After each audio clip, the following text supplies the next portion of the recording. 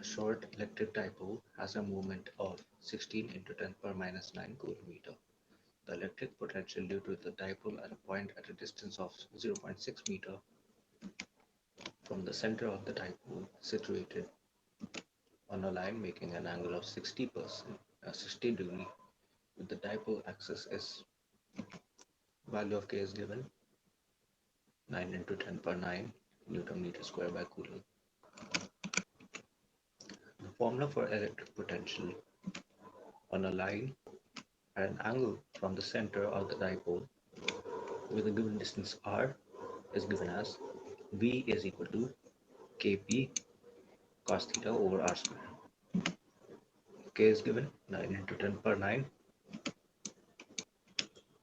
P is also given dipole moment 16 into 10 power minus 9 coulometer. Cos 60 is half and r is given as 0.6 meters. These terms cancel out. Cut the decimal into 10 to 10. These become 36. 4 4 is 16, 4 9 is 36. 9 9 cancel. And we get 400 by 2,